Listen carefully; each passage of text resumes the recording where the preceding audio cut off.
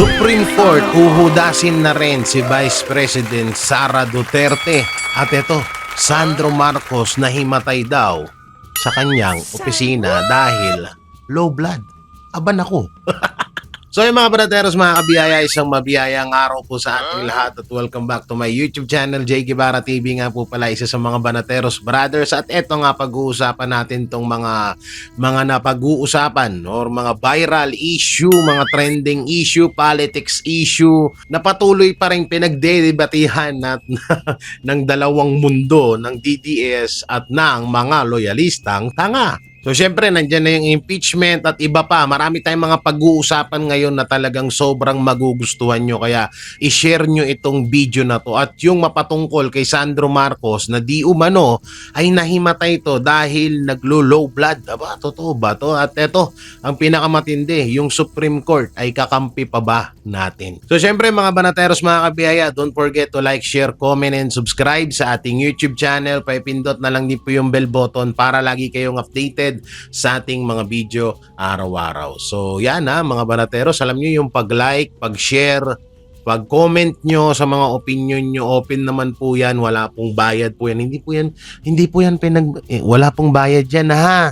Libre po ang pag-like, libre din ang pag-subscribe, pati yung pag-comment ng mga opinion nyo. Libre lang po yan. Huwag nyo nang pagdamutan ha. Yan na nga lang yung yan na nga lang yung maitutulong nyo sa mga channel namin. Minanggihan na nga namin yung mga offer Kasi mas gusto namin na talagang pinaghihirapan namin yung aming kinikita kaysa kumita ka na galing sa pera ng taong bayan. Kaya naman, baka pwede naman na pa-like naman dyan, pa-share na rin ng video na to kung hindi naman masyadong nakakaabala sa'yo. Baka naman. Hindi kasi mga banateros, kaya ako naman din nasabi at nangihingi ako ng tulong sa inyo kasi nga, yung mga basher natin ay patuloy pong nare-report yung mga video, mga content natin at hindi lang sa akin kundi sa lahat ng banateros brothers. Kaya ang tanging solusyon po dyan ay yung pag-share, pag-like nyo at pag-comment ng mga opinion nyo mapatungkol sa mga napag-uusapan natin. Kasi nga po alam nyo naman, kapag hindi kaya ng mga kalaban yung mga content na na inilalahad natin dito sa mga channel natin, mga channel namin, ay kaagad pong nare-report dahil hindi nila kaya, hindi nila gusto, sinasampal sila ng katotohanan sa mga binablog natin. Kaya baka pwede naman makisuyo na i-share ang aming mga video ng Banateros Brothers at syempre yung sa SMNA na rin para mapanood pa po ng iba pa nating mga kababayan, especially itong mga OFW hero abroad na dapat ngang malaman at talagang alam naman na namin na yung ibang mga abroad, yung mga ibang OFW dyan ay ginagawa isang radyo itong mga bunganga namin. Ginagawang radyo itong mga content namin, mga video namin para pangpalipas oras din at malaman din nila ang tunay na mga nangyayari sa bansang Pilipinas. Nabubulol talaga ako. Hindi ko rin alam kung bakit ang bilis ko magsalita tapos hihingalin ako tapos mabubulol ako. Kaya pasensya na ho kayo kung paminsan-minsan at minsan sa totoosin lang, hindi nga minsan kundi madalas na nabubulol ako. Hindi, real talk, bulol po talaga ako. Bulol ako sa R, bulol ako sa L. Basta marami akong kabululan ewan ko rin. Pero kahit pa paano, cute naman, di ba? So dahil nga kahapon, mga banateros, ay napag-usapan po natin yung hudas or humuhudas sa mga Duterte, may mga chat po. Malari sa Ontiveros na rin pala ako. Sobrang dami pong nag-chat sa akin at na-curious kung sino nga daw yung hudas na yon. So sabi ko, kagaya ng sinabi ko sa vlog ko, hindi ko nga pwedeng sabihin dito. Ang nagbubukod tanging may karapatan lang na magsabi ho niyan ay walang iba kundi ang mga Duterte. Alam ko na alam na nila yan. Matagal na nilang alam yan na may talagang ganyan at hindi na rin bago yan sa larangan ng politics world. Dito sa Pilipinas ay meron talagang mga hudas. Kaya kung ako sa inyo, antayin nyo na lang na i-reveal ng mga Duterte yan. Darating at darating sa panahon na mapupunta tayo at makikilala natin yung hudas na yan. Kami, kilala namin yan. Magbibigay ba ako ng clue? O share nyo muna tong video, 'di ba? Share nyo muna 'to. Magbigay ako ng clue sa mga sa mga susunod na mga kabanata. Oo, wala din nyo naman kasi sinishare yung mga video namin puro lang kayo chismis dito De, joke lang mga banateros, no. So yun mga banateros, dami nga nagchat-chat sa akin na kesyo sino nga daw yun, masyado daw silang napapaisip at na medyo may napapansin din daw kasi sila sa ibang mga kaalyado, mga kakampi ng mga Duterte na iba na yung kinikilos. So sabi ko bahala na muna kayo. Ako talaga never ko talagang babanggitin yan dito sa vlog na to. Depende na lang kapag binanggit na ng mga Duterte kung sino yung hudas na yan. Pero alam na nila matagal na at hindi na lang namin masyadong or hindi na namin masyadong pinapansin kasi nga hindi pa sa ika nga sa Aldab hindi pa ang tamang panahon. But may darating ang tamang panahon dyan. Wait lang kayo, ha? Chill drinks and relax. English yun, ha? Chill lang. Darating kayo sa punto na yan. Malalaman nyo itong mga maritis na to, masyado kayong atat. Ha? Masyado kayong atat. Easy lang. Malalaman at malalaman nyo rin yan. Dito muna tayo sa usaping mapatungkol sa Supreme Court na uhudasin na ba or magtatraidor na ba sa sambayan ng Pilipino o dito sa mga Duterte. At itong pagkahimatay ni Sandro Marcos daw, di umano allegedly. Di umano ay nahimatay si Sandro Marcos at dahil nga daw sa pagiging low blood. Kasi kahit papano may mga supporters naman tayo na nasa St. Luke's, no, at ba't ko ba nabanggit yun? Yari tayo dyan, hindi na tayo makakuha ng source doon. Ayun nga, nahimatay daw. Mamaya natin pag-uusapan yan. Siyempre, kapag sinabi ko kagad ngayon, at pag sinabi ko kagad ngayon, lalayasan nyo na yung video ko. Siyempre, nakuha nyo na yung chessmes. So mapunta nga tayo dito sa witness na sinupalpal ni Senator Chis Escudero. Yan na nga. Parang lang din to parang si Matibag lang din to Attorney ka? Yes, I am attorney for 29 years. Ba't di mo alam tong batas na to? Please refresh me. So itong panibagong witness na to ay nagkakaleche-leche na itong mga anti-Duterte dahil palpak na naman ng paulit-ulit itong mga witness na hinaharap nila dyan sa impeachment trial laban kay Vice President Sara Duterte. At ngayon pinapalakpakan ng mga netizen na itong si Senator Chis Escudero, hindi porket na alam naman na natin kung nasa si Senator Chis Escudero, di ba? Nasa majority ngayon, nasa Gatchalian block. Pero dahil nga ay may mga nababalitaan tayo na itong si Senator Chis Escudero ay napakaganda rin na siya yung nahalal or siya yung napili diyan sa pagiging presiding officer ba tawag doon? Comment nyo na lang diyan sa comment section. Talagang may posibilidad na talagang hindi niya tatraidorin etong tawag dito etong si VP Sara Duterte. At ayun, nakalimutan ko pala, may dalawang senador na maaaring mag-traidor sa majority. Uy, ko pa yung mic natin, ha? Yan, pag-uusapan din natin. Mamaya. So yun doon nga, yung witness nga na etong hinayupak na tong mga to. Alam nyo, tawang-tawa ako doon talaga. Alam nyo, barado siya no? Alam mo yun na tipong siya dapat ang tinatanong pero siya yung nagtanong, no? At dito lumalabas lang mga banateros, mga kabiyaya, na talagang alam mo yun na lahat ng kahit na talagang naiisip mo na kapag ikaw talaga ay gumawa lamang ng kwento na wala din namang kwenta at walang katotohanan, napupunta talaga sa wala. No, ang galing lang talaga ng itaas dahil etong mga nakukuhang mga witness ay nagkakaleche-leche kapag humaharap na sa impeachment trial. At buti na lang talaga, napakagagaling ng mga defense team ni Vice President Sara Duterte na hindi talaga din kayang tibagin ng kung sino-sinong mga state witness na mga or mga witness na mga hinaharap nila dyan sa impeachment at nagmumukha na lang silang katawa-tawa. At dahil nga dyan, eto nga, mapag-usapan din natin yung Tulfo versus Escudero, ay eto nga si Senator Rapi Tulfo ay napahiya or pinahiya ni Senator Chis Escudero. May isa kasing katanungan si Senator Rapi Tulfo na hindi ko na lang din masyado nang ikukwento sa inyo, siguro napanood nyo na rin naman. Doon nga tinatanong niya about to dito kay Attorney Poa. So ngayon, binara siya ni Senator Chis Escudero na hindi conflict yon. Hindi walang kaso doon sa nangyaring yon. Ewan ko na, sobrang nakakatanga, no? Hindi ko maano sa isip ko na bago nila, alam nyo, mga senador ni BBM, hindi kayo senador ng bayan, senador kayo ni BBM eh. Alam nyo, mga senator ni BBM, bago sana kayo magtanong para hindi kayo mapahiya, mag-research naman kayo. Pati ba naman yung pagre-research kinakatamaran nyo na? Porket ba paldo-paldo kayo ngayon? 'Di ba? So, mag-research kayo bago nyo itanong. Anak ng teteng, may ChatGPT naman, heramin nyo kay Risa.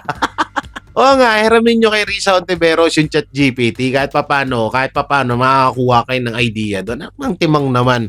Anak ng teteng naman yan, no? Ayun, tuloy napapahiya kayo. Tapos kayo, kapag pinagtawanan namin kayo, kapag kung ano-ano yung sasabihin namin sa inyo, sasabihin nyo, naninira mga DDS, mga Duterte supporters, naninira ng sinisiraan lang ang mga Duterte. Paano sinisiraan? Kayo mismo ang gumagawa ng libingan nyo. Kayo mismo gumagawa ng hukay nyo para kaayawan kayo ng taong bayan. Kaya nga binansagan kayong BBM senators kasi nga nakadepende lang kayo kay Bongbong Marcos Jr. Yun ang totoo. O hindi threat yung sinasabi kong libingan. Ang ibig ko sabihin, kayo yung gumagawa ng paraan or dahilan para kainisan kayo ng taong bayan at kayo mismo ang sumusupalpal sa sarili nyo. Nilinaw ko lang kasi baka mamaya sasabihin na naman, J. Guevara nagtitreat. Uso pa naman yan ngayon. Diba? Konting kibot lang, tinitreat na sila. Anak ng teteng, ang dami yung threat. Simulat sa pool, may mga threat na kayo. Si Bongbong Marcos, may threat na din na naman. Ba't mga buhay pa kayo? Ba't mga buhay pa kayo hanggang ngayon? May mga threat kayo, di ba? At mapunta naman tayo dito kay Doris Bigornias. Ay, hindi pala si Doris. Pero kasi, medyo kahawig eh. Magkahawig talaga sila eh. Mapamuka, medyo lang siya, medyo napasma lang siya ng konti. Hindi, ito nga po, mga barateros, itong si Attorney, Kapunan. Oo, yan, si Attorney Kapunan ay may mensahe kay BP Sara Duterte na manghingi daw muna ng tawad itong si BP Sara Duterte bago daw tumakbo. Anong hihingi ng tawad sa amin ni BP Sara Duterte? Saan ba yung pagsama niya kay Bongbong Marcos sa nung unity team? Ay ilang beses nang ginawa ni VP Sara Duterte yon at intindi na namin siya doon. Patawad na namin siya doon. Ngayon, kung ang pinupunto mo ay may ginawang katarantaduhan si VP Sara sa taong bayan, isang malaking tanga, isang malaking kagaguhan yun. Walang ganon. Minsan walang ginawang ganyan ang mga Duterte. No, kaya nga nila sinusugal yung buhay nila. Dito sa totoo lang, real talk mahirap ang kondisyon ng mga Duterte. Mahirap talaga. Sobrang critical ng kondisyon ng buhay nila, sobrang critical ng kalagayan nila ngayon dahil sa tutusin lang pwede na silang si BP Sara, ang kagustuhan lang naman ng mga anti-Duterte 'di ba? Mag-resign siya. So gusto lang naman ng mga anti-Duterte ay mag-resign siya. Napakadali nun. So kung talagang walang pakialam si BP Sara Duterte sa ating lahat at hahayaan niya na lang tong pagiging demonyo ni Marcos Jr., pagiging kawatan ng mga congressman yan at ilang mga senador at ibang mga sangay ng gobyerno, nag-resign na siya. 'Di ba? Kung wala talaga silang pakialam sa bayan, grabe ginagawa sa kanila ngayon, no? Pwede pa nga siyang ipatumba ni Marcos Jr. eh. Pero hindi niya ginagawa yon, mga banateros, mga kabiyaya, kasi nga mahal ng mga Duterte ang Pilipinas at ang taong bayan. Sa mga nararanasan nating gutom at hirap ngayon dito sa bansa natin, kaya yan ang nagpapalakas ng loob at nagpapatibay ng loob, nagpapatibay ng samahan ng mga Duterte para mailikas, mailigtas tayo sa kapahamakan na unti-unti na nating nararanasan ngayon, mga banateros. So pag di nyo pa naintindihan niya, mala FPJ yung bitawang ko dyan, ha? Wala Lito Lapid dyan. Uy, kamusta na pala si Lito Lapid? Speaking of Lito Lapid, senador pa ba siya? Senador pa ba si Lito Lapid? Kasi walang paramdam eh. Buti pa yung multo dito sa bahay, medyo nagpaparamdam ng konti. Pero si Lito Lapid, walang paramdam. Mas tahimik pa siya kay Mark. Hoy Doris, attorney Kapunan, ha? Oh, ayusin mo naman yung sinasabi mo. Masyado mo naman pinapahalata sa amin na masyado mo naman pinapahalata sa amin na anti-Duterte ka, ha? Wag ganon. Tumatanda ka na. Ilang taon na lang. Hindi ko naman siya pinapanalangin na mawawala ka na sa mundo, pero ito ang realidad na pwedeng mangyari sa lahat naman tayo mapupunta dyan. Pero matanda ka na, attorney. Baka pwede ka naman na magbago-bago. Ha? Yung mga ganyang edad, attorney, dapat yan, nagbabagong buhay na. Balik loob na. Hindi balik demonyo. Talagang si VP Sara pa yung sinabihan niya manghingi ng tawad sa mga Pilipino. Grabe talaga. Bulag na bulag or nagbubulag-bulagan lang kayo dahil sa kwarta. Hindi kaya ganon? At ito pa isang malupit na balita. Oo, si Ace Barber. Aba, ano tong sinabi ni Ace Barbers? Sabi niya, si VP Sara Duterte daw ay nakakasira sa imahe ng bansang Pilipinas. Wow! Ang galing mo, ha? Si VP Sara Duterte pa talaga ang nakakasira sa imahe ng bansang Pilipinas. Ang galing mo. Sabog ka ba? Ito, lalilipasan na tato ng gutom. Dami-dami yung pera, yun yung magkakain. Paano nakakasira ng imahe ng bansang Pilipinas si VP Sara? Saan ng ano mo dyan? Saan ng ebidensya mo? Paano mo mapapatunayan sa amin? So, ibig sabihin yung nangyayaring korupsyon ngayon, okay lang. Nakaka-proud sa pagiging Pilipino yon, ganon? Ano ba yung pinaglalaban ni VP Sara? 'Di ba?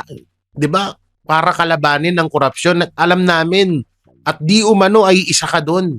'Di ba? So anong pabor? Alam mo, Ace Barber, sa sobrang katangahan mo na ngayon, sa tutusin, nanghihinayang din kami sa iyo kasi isa ka din sa mga hinahangaan namin noon. Isa ka din sa talagang maituturing namin na umiidolo at nagmamahal sa mga Duterte dahil sa magagandang ginawa nila sa bansang Pilipinas. Pero ngayon, nagiging kupal ka ng puking ina mo. Magbago ka na, ha? Ang kapal din ng mukha nito ni Ace Barbers, no? Sila yung nakakasira ng imahe ng Pilipinas, ibinibintang nila sa iba. Bakit? Sino ba yung mga involved sa mali-malitang pera? Di ba si Marcos, si Romualdez, si Lisa, si Sandro Marcos at kayong mga congressman, 'di ba? Kayong mga anti-Duterte. Tapos sasabihin niyo sa amin si VP Sara ang nakakasira ng imahe ng bansang Pilipinas? Yung eating manner ba? Ace Barber, hindi talaga nitong mga to, no? Ang kakapal ng mga muka, no? Mas makapal pa yung mukha nyo sa kalyo ko sa paa eh. sobrang alam mo yun. Ewan ko ba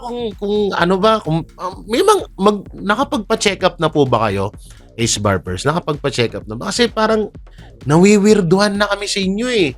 No, nawiwirduhan na kami.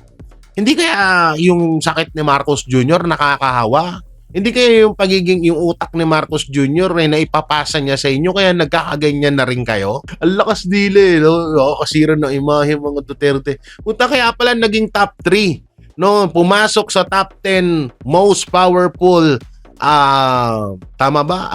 people si dating Pangulong Rodrigo Duterte. Ang kahanay niya doon, sino? Donald Trump, President Putin, 'di ba? Vladimir Putin. So, tapos sasabihin niyo nakakasira ng imahe ang mga Duterte. Ikaw, anong napatunayan mo? Baka nga yung distrito mo, kinakamuhian ka na nga din eh. Tigilan mo kami ng ganyan mo, Ace Barbers. Sapat na sa amin yung nalaman namin yung tunay na ugali mo at nahubaran ka ng maskara. Okay na yun, wag mo nang dagdagan. Maawa ka ha? Maawa ka sa katangahan mo. Balik sa inyo lahat yan eh. Yung sinasabi mo, para yan kay Marcos Jr. at sa inyong mga kongresista na mga kuratong baliling. Tigil-tigilan mo kami dyan ha. Matulog ka ha. Matulog ka, minom ka ng gatas. Wag mo masyadong himurin yung puwet ni Marcos. Kaya ka siguro nagkakaganyan eh. So yung mga banateros, mapunta naman tayo dito kay Arnold Clavio. At nananawagan siya sa mga Duterte supporters na wag daw idamay si Alex Yala dahil lang nakasuot ito ng kulay green. Wait lang. Hindi kami ang gumagawa niyan. Hindi kami ang nag-i-issue niyan kundi yung mga loyalista, pingkiyawa, mga dilawang tae na kasama mo. Ba't sa amin mo ibinibintang yung hinayupak ang panot ka? Wala kaming problema kung magsuot ng kulay green yon. No, wala kaming pakialam doon at wala kaming walang problema sa amin. Ang problema kayo yung nagiging toxic. Big deal sa inyo yung pagsuot ng kulay green ng pamilya ni Alex Yala at mismong si Alex Yala. Kaya nanggagala-80 kayo. Ngayon panalo at wala dun si Marcos. Sabi nga ni Auntie Claire, hindi nga daw nanood si Marcos Jr. dahil may dala daw siyang malas. Buti alam mong puking ina ka. Diba? Buti naman alam mo Marcos Jr. na may malas ka. Tignan mo, nagsuot ng green si Alex Yala. Diba? Champion. Diba? Swerte talaga yung kulay green na yan. No, kaya kung yun man ang sinuot at desisyon ni Alex Ayala, desisyon niya yon. Ngayon, kung yan ba ay simbolo ng pagiging Duterte supporters niya, nasa kanya yon. May sariling pag-iisip, may sariling utak yan, Arnold Clavio. Hindi ka tulad mo na utak gang munggo ha. O wag niyo isisi sa amin yan dahil hindi kami ganyan. Kung ano man yung suotin ng isang tao, di namin pinapakailaman. No, basta ang importante sa amin, wag niyong banatan ng mga Duterte, wag niyong bastusin ng mga Duterte dahil wala silang ginawang mali dito sa bansang Pilipinas.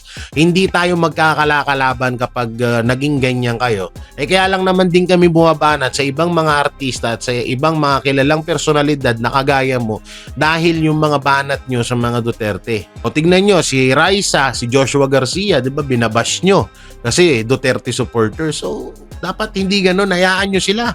May sariling mga pag-iisip yung mga yan. Bakit sobrang affected kayo? Akala ko ba ang dami nyo mga hayop kayo? Bakit takot na takot kayo pag may sumusuporta sa mga Duterte? At eto pang isang malupit. Erwin Tulfo ayaw na daw sa flood control topic at si Ombudsman Boying Remulla na daw ang bahala rito. Palakpakan, ang galing mo talaga, Senator Erich Silvers 1. Erich Silvers 1 Tulfo, ang galing mo talaga. Promise, alam mo, iyan na ata ang pinakamagandang ginawa mo sa kasaysayan ng buhay mo na ibigay mo sa ombudsman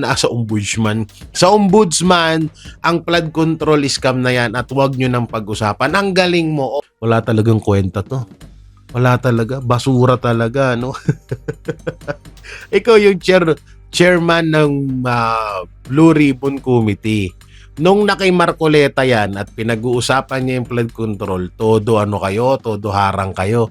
Tapos ngayon na pinapanawagan ng taong bayan na pag-usapan niyo yung flood control scam, sasabihin mo, ombudsman na ang bahala. So ibig sabihin, sinasabi mo sa amin, Erwin Tulfo, na kakampi nyo ang ombudsman. Paano kung halimbawa na ang ombudsman, halimbawa lamang to paano kung ang ombudsman ay nababayaran? Tapos pagkakatiwalaan mo agad. Kasi ang pagkakaalam ko, ang ombudsman is neutral yan. What if na maging one-sided ang ombudsman? So doon mo pa rin ipagkakatiwala yan. What if yung mga politikong nakatanggap ng mali-malitang pera ay bibigyan ng ombudsman para hindi na sila makasuhan at hindi sila punteriyahin ng ombudsman? So paano yun? mapagkakatiwalaan, pagkakatiwalaan mo agad. So, pangit naman nun. So, parang pinapalabas lang dito ni Senator Erwin Tulfo na talagang pinagkakatiwalaan nila si Ombudsman kasi nga kakampi nila. Yun naman na talaga, ano pa ba iisipin nating iba, di ba? So, ang galing mo talaga, Senator Erwin Tulfo, mabuhay ka na. Last mo na yan. At eto, mga banateros, muling pumaldo si Pangulong Bongbong Marcos. May panibago na namang kakapalduhan ng mga kawatan sa gobyerno dahil may 11.54 billion 54 billion na na universal healthcare PH according to DFA. Paldo na naman sila. Paldo na naman ang mga walang ya. Sarap na naman ng buhay nila. Tapos tayo, ayun, yung bahay natin, inaanod na ng baha. Yung mga kababayan natin na nagpapa-hospital ngayon, walang pambayad sa hospital, kadalasan yung mga mahal nila sa buhay, namamatay na lang kasi nga, sabi ng doktor, mahirap naman yan, walang pambayad yan sa hospital, hayaan na lang natin yan. Tapos may ganito, 11.54 billion na universal healthcare. Ayan, healthcare tuloy, healthcare. Ayan na, hindi na, napupulol lang ako, sorry na. Universal healthcare. Healthcare talaga eh. Healthcare. Yan na, okay na ha. Wala na reklamo ha. According po yan sa DFA. So, 11.54 billion. Ang tanong, mapupunta kaya yan sa taong bayan? O baka naman mapupunta lang sa bulsa ni Lisa Marcos, Sandro Marcos, at syempre ng kanilang Panginoon na si Bongbong Marcos. Yan ang aabangan natin dyan, ha? Kasi, no? Oo, kasi alam nyo, natatandaan nyo yung SONA at yung about nga dun sa dagdag pasahod. According sa kanila, at sa iba pang nababalitaan natin, nababasa natin to social media, pagkatapos nung SONA, sinuspindi na agad yung dagdag sahod para sa mga empleyado dito sa Pilipinas. Tapos kung iisipin nyo pa ng paulit-ulit, mga banateros, mga kabiyaya, biruin nyo, kung sandamakmak ang nangyayaring kawatan ngayon, pag nanakaw sa trilyon-trilyon, bilyon-bilyong pera, what if patong 11.54 billion na to? Kung yung sa health, sa PhilHealth nga, pahirapan pang maibalik yan pa kaya. So hinihiling ko pa rin kahit papano, hinihiling ko pa rin na mapunta talaga yan sa kamay ng publiko, sa kamay ng mga Pilipino at makatulong sa kanila yan. Sana nga, pero sa panahon ngayon na grabe yung korupsyon, hindi na ako naniniwala. Hindi na ako naniniwala. O tingnan nyo ngayon, 'di ba? Sabi sa SONA ni Marcos Jr., ibaba ang singil ng Meralco. Pagkatapos ng SONA, putay na, naningil ang Meralco. O biruin nyo yun ha, biruin nyo yung katarantaduhan yun. 'Di ba? Sabi ni Marcos Jr. sa SONA niya, ibaba ang singil ng Meralco. Alak ng teteng, kinabukasan may post ang Meralco at si Manny B. Pangilinan na maniningil sila ng 8.5 billion pesos sa mga user tuloy, sa mga Pilipino na gumagamit or patuloy. Halos lahat naman nata ngayon gumagamit na ng kuryente, 'di ba? So sisingilin tayo. So tignan yung grabing kano yan, grabing ka budol talaga. Grabing kababuyan niyang ginagawa nila. Dagdag sahod. Sa SONA sinabi, kinabukasan tinanggal. Sinabi sa SONA, bababaan ng singil ng Meralco.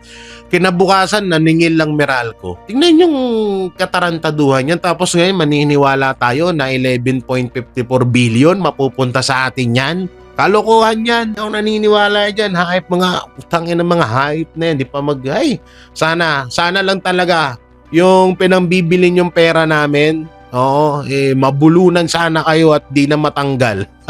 Tapos nabulunan si Ma'am Shitars, no? Tapos si Charis, pati si Ngagba. Tapos lumabas dito yung pulburon sa ilong. Putang ina, sagwan. Hindi, grabe naman na talaga kasi ngayon, diba? Grabe na. Ngayon nga, yung impeachment na yan alam naman na natin panakip butas lang yan sa flood control scam. Diba? Panakip butas. Kaya sa tutusin, gustong-gusto pabor na pabor sa mga politikong mga kawatan dyan, yung nangyayari ngayon sa impeachment. Gustong-gusto pa rin. Sa totoo nga lang, kung pwede nga nilang i-extend ng 10 years yan para lang mapagtakpan yung pagnanakaw nila sa kaban ng bayan, gagawin nila.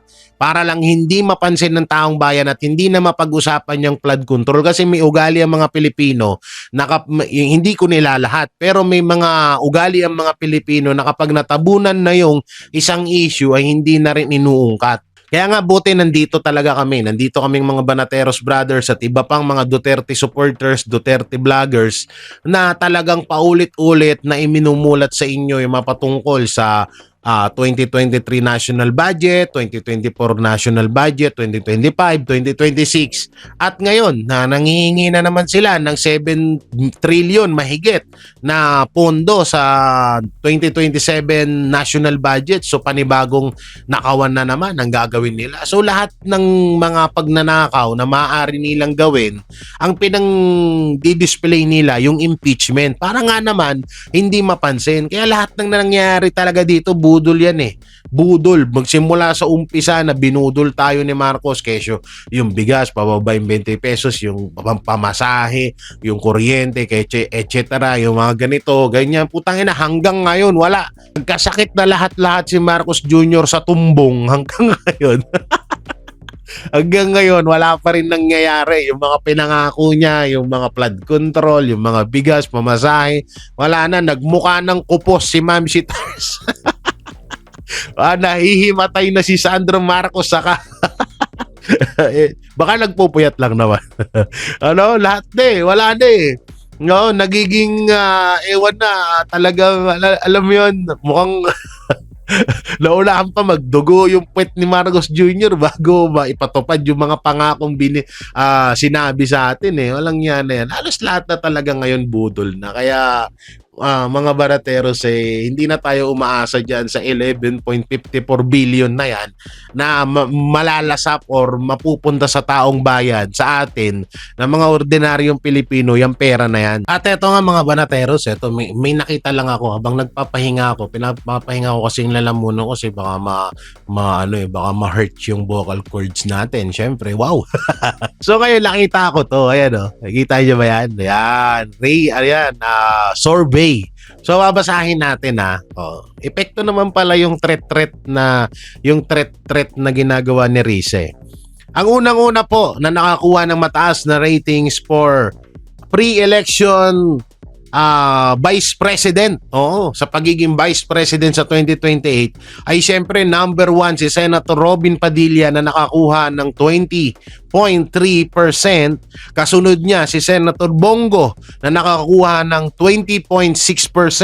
At kasunod niya si Grace Po na nakakuha ng 14.6%. Kasunod naman niya si Bam Aquino na nakakuha ng 10.2% at kasunod nito ang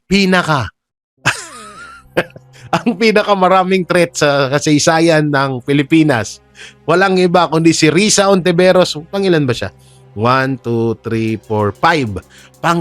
Pang top 5 na po si Senator Risa sa pagiging Vice President sa 2028. Nakakuha ay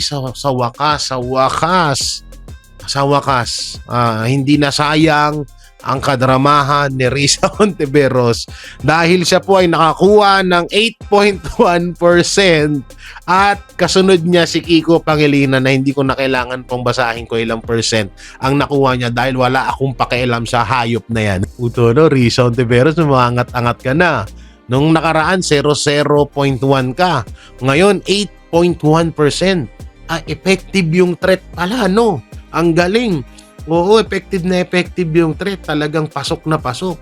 Dahil dun sa sinasabi mong threat na kung sino yung nag-threat kay Bongbong Marcos, yun din na nag-threat sa'yo, ngayon napapakinabangan mo na. Ganun lang pala yung taktika. Kailangan lang ng threat sa'yo palagi para tumaas pala yung ratings mo. Pero sorry ka kasi pang top 5 ka pa rin. Kulelat pa din. Wala talaga si Risa. Promise. Inday. Day Risa. Makinig sa akin, Day. Day. Kinig ka sa akin, Day. Maghimunong ka na, Day. Tigilan mo na yan, Day. Ha, tigilan mo na yung kabaliwan mo, day. Pa-check up ka na, day. Oh, magtutulog ka na lang. Okay na yan, isang beses na napalasap ka sa pagiging senador. Tama na yan. Hindi sa tutusin, hindi namin alam bakit ka nakawala sa Mandaluyong eh. Pero tama na yan, ha? Huwag ka na huwag ka na kasing huwag ka nang muna ng mataas na posisyon. Tanga ka nga eh, hindi ka nga pwede doon. Oy, pero congrats natin ha, si Senator Risa Hontiveros sa kahit papano pang top 5 siya at nakakuha siya ng 8.1%. Oy, palakpakan naman natin. Kahit papano, 'di ba? Maging proud naman tayo kay Inday Risa. Oo, pang top 5 naman siya, kasunod siya ng Kulelat. At dito na nga tayo mga banateros sa exciting part. Ito na nga, yung dalawang senador na maaaring humudas sa kampo ng BBM Senator. Opo. May hudas na po at merong maghuhudas na po sa kampo ng BBM Senators. Pero ngayon hindi muna natin papangalanan na kasi nga syempre nadedelikado sila. So ang ginawa, ganito daw yung kwento. Sinasangayunan daw nila ngayon ang kagustuhan ni President Bongbong Marcos aka Bangag dahil syempre para hindi sila pag-initan at para kahit papano magawa pa rin nila yung part nila para sa bayan. So ngayon ang tanong, sino itong dalawang senador na ito? No? At talagang yung isa nga dito medyo kinakamuhian ngayon at talagang pinagtutulong-tulungan ng mga ng mga tawag dito ng mga netizen at mukhang ito ay hindi na rin mapapatawad. Pero siguro naman kung siya ay bandang huli bumaliktad at traidorin niya naman ng BBM Senators, kahit paano siguro magbabalik sa kanya ang tiwala ng taong bayan. Pero itong isang senador ay goods na goods pa rin po mapahanggang ngayon sa mga Pilipino kahit na nandoon po siya sa hanay ng mga BBM Senator. So, sino kaya itong mga senador na ito? Pero itong isang nito talagang alam na namin na hindi talaga 100% na na hawak sa leeg ng BBM or ng kampo ng mga anti-Duterte. Talagang pasimple lang, pasimple lang at talino ang ginagamit. So abangan natin 'yan. At eto nga yung Ghost Project sa Ilocos Norte ni Sandro Marcos. Oo, na anak ng teteng hindi daw pinupuntahan. Nagrereklamo na po ang mga taga Ilocos Norte na bakit daw nilalagpas-lagpasan lang ni Secretary DPWH Vince Dizon etong mga ghost project sa Ilocos Norte. Hanggang ngayon daw nakatiwangwang. Gumastos, kung hindi ako nagkakamali, nasa 20 plus million ang pondo sa tulay pero poste lamang ang naitayo. Intindi, no? Grabe. Tana, hindi pa ba kayo hindi pa ba kayo nananawa sa pera nyo? 'Di ba? Napanood natin 'yan kay Madarahog, 'di ba? Napanood natin 'yan kay Madarahog, kay Jesus na tawag dito yung mga ghost project sa Ilocos Norte. Hanggang ngayon hindi pa rin natin nakikita kung pinuntahan ba ni Vince Dizon yun, kung tapos na ba yung yung tawag dito yung mga project doon. Ngayon nakikita ko sa mga posts sa social media at yung ibang mga tiga Ilocos Norte na mismo ang nagbubulgar ng kanilang congressman na si Sandro Marcos na na talagang grabe yung mga ghost project doon, sandamakmak. Bakit shoutout kay Boying Remulla, bakit etong si Sandro bakit hindi mo pinapakailaman at hindi nyo iniimbestigahan itong mga ghost project nila? Antindi mo naman din talaga, no? Talagang pinamumukha mo sa amin na talagang tuta ka ni Marcos Jr., ganun ba? Galing mo talaga. At dito nga mga banateros, speaking of Sandro Marcos, may mga nabalitaan tayo na itong si Sandro Marcos ay nahimatay sa mismong opisina. Tapos ito ay dinala sa hospital at ito ay chinek up at ito po daw ay nag-low blood. So ano nga ba ang isa sa mga sanhi bakit naglo-low blood? Ako po naglo-low blood po ako Naglo-low blood po ako kasi kadalasan po ng tulog ko ay madaling araw na, mga alas 4, alas 3, alas 5. buong araw po ay tulog ako at gising po ako sa gabi. Pero hindi dahil nun, hindi ako nagpupulburon ha. Hindi ako nagpupulburon ha, mga barateros ha. Ganun lang talaga yung gising ko at gising ko at pagtulog ko, madaling araw na at sa umaga tulog ako, sa gabi ako gising. Kaya nga itong mga video na ginagawa ko kadalasan ay madaling araw or gabi ko to ginagawa. No? So, grabe, no? Ngayon ay chinek up naman daw at ang sanhi nga daw ng sakit ay low blood. So ngayon, eto pa yung isang malupit dyan. Nakuha daw itong low blood na ito at medyo na delikado daw yung kalagayan ni Sandro Marcos. Di umano ha, di umano. So ulitin ko, hindi to 100%. No, di umano. Dahil daw parang halos 5 araw or mahigit 4 na araw na hindi nakakatulog etong si Sandro Marcos. Ano kayang dahilan, no? No, una-una, ang yaman-yaman nyo naman na binigyan ka pa ng award na ikaw ang pinakabatang pork barrel king. 'Di ba? So, ano pa bang pinag-iisip nyo? Depende na lang kung may bisyo kayo, 'di ba? Yun na lang talaga. Kung halimbawang totoo man to mga banateros disclaimer wala pa po itong 100%. No, ito ay bali-balita pa lamang, no? Pero kung totoo man at nahimatay nga at dahil sa walang tulog ng ilang araw, posible naman na stress kayo. Anong kinaka-stressan nyo? Wala nga puro ghost project nga sa Ilocos Norte, 'di ba? So katarantaduhan naman ata na na ma-stress pa kayo diyan sa kalagayan nyo. Humihiga kayo sa pera namin. So ewan ko na lang, siguro magantay-antay na lang tayo ng iba pang mga vloggers na maglalabas ditong issue na to. Pero ito ay lang naman natin, nasagap lamang at wala pa tong matinding ebidensya, walang mga picture. Ito ay sabi-sabi pa lamang mga banateros at mapunta na nga tayo sa usapang hudasan. Hindi natapos-tapos tong usapang hudasan na to, no? Ito ngang Supreme Court ay maaari or di umano'y uhudasin na or hinuhudas na ang mga Duterte at ang taong bayan. Kasi nga mga banateros, naglabas sila at nagtataka ang taong bayan na bakit may mini trial sa HOR. Alam naman nating wala sa konstitusyon yun. 'Di ba? Tapos nag-moot and academic pa sila.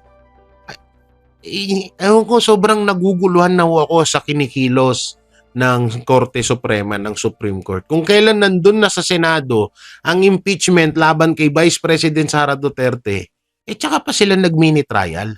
So, sobrang nakakapagtaka. At napapaisip tuloy tayo na kakampi or hindi na ba nating kakampi ang Supreme Court? Bakit ganito sila? Ako yung nagtatanong lang at hindi naman po masama ang ko. Wala naman pong masama at siguro naman ako ay ordinaryong Pilipino at may karapatan ako magtanong.